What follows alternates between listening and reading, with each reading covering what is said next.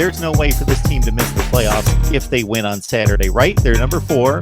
So the committee, regardless of what the arguments are about the lack of games being played, the committee's already said they're number 4. So that hurdle's already been cleared because they've had the 3, the 4, the 5 games played, and the committee's already said you're number 4.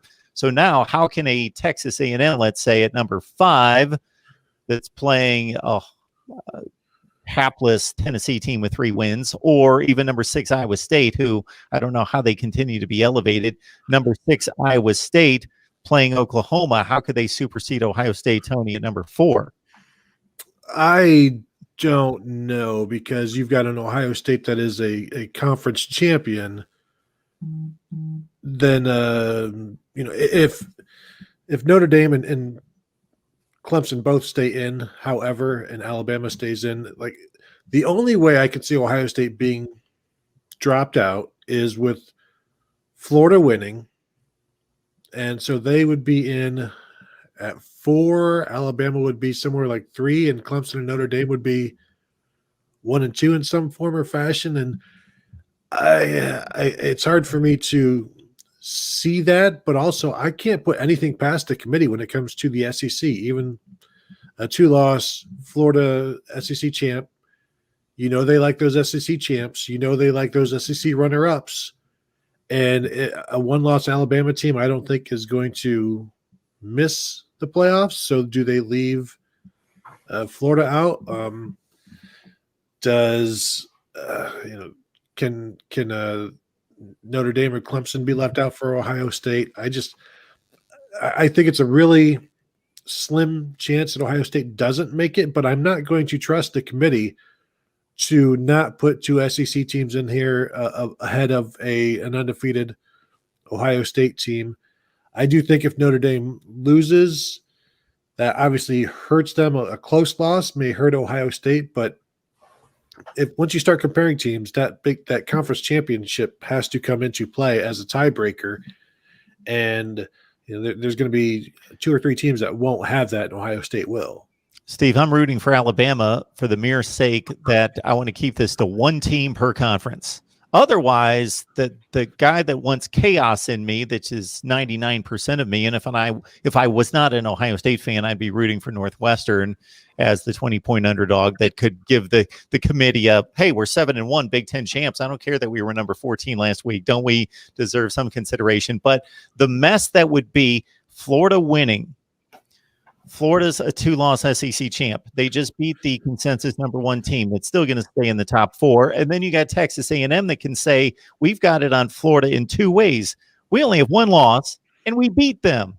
So you got 3 teams for them to consider out of the SEC if the Gators win. Yeah, you make a good point there. I don't think Florida is in this discussion at all because to my knowledge, they've never put a team that's lost to a team with a losing record into the playoff. And Ohio State, obviously had the disqualifier with the Purdue loss a few years ago. Just different things happen. I just am of a mind that they're not going to be considered.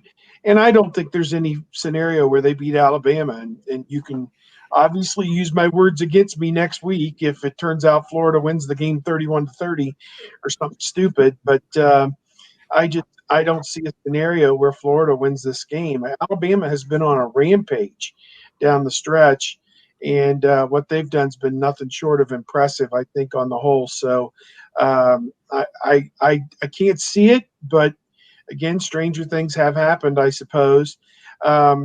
If you're rooting for only 1 team per conference, then you're probably also rooting for Notre Dame, because I think a second loss would rule Clemson out as well, and then that would open the door for Iowa State, Texas A&M, Cincinnati, somebody else to kind of sneak their foot in there. I think a lot of it's going to be determined, as crazy it is, on how well you play your game on Saturday. That's going to be the lasting final impression. You have a team like Cincinnati that hasn't played since November the 28th, and we don't know how they're going to play against Tulsa. I mean, it's a complete unknown.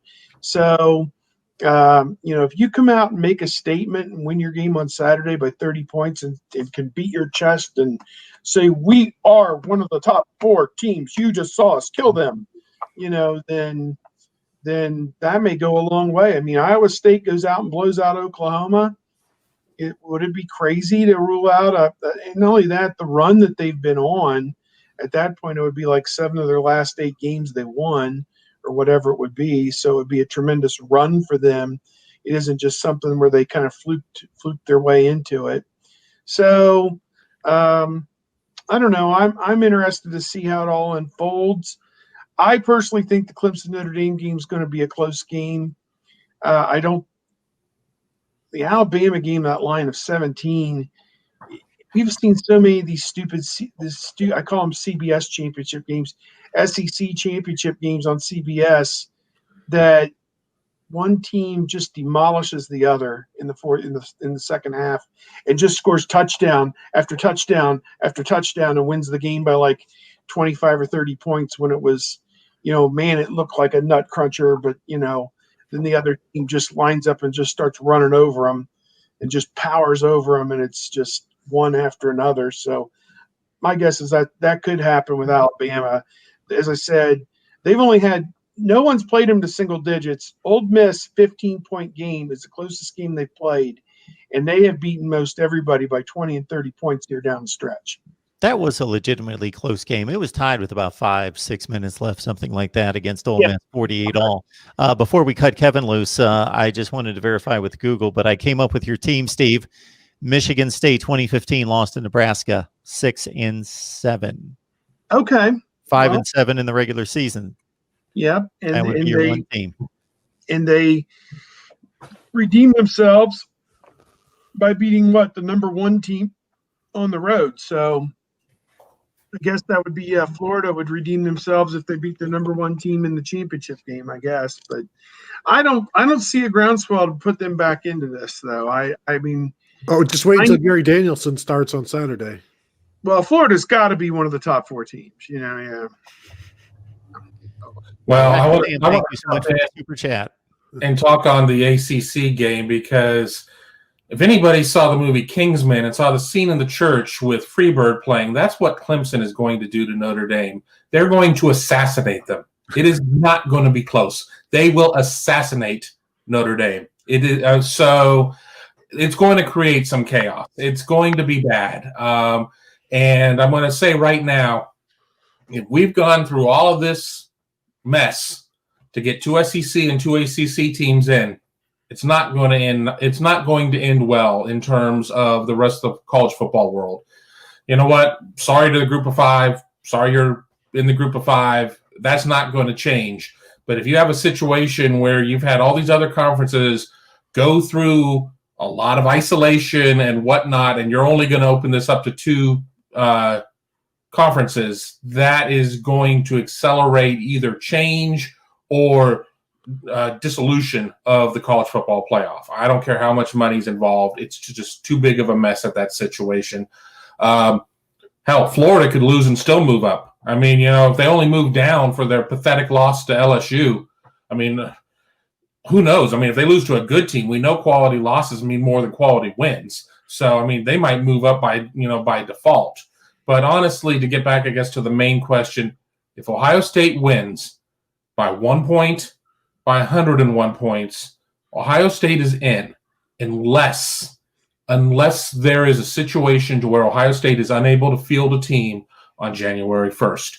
Ohio State is in with a win, any sort of win, not a doubt in my mind.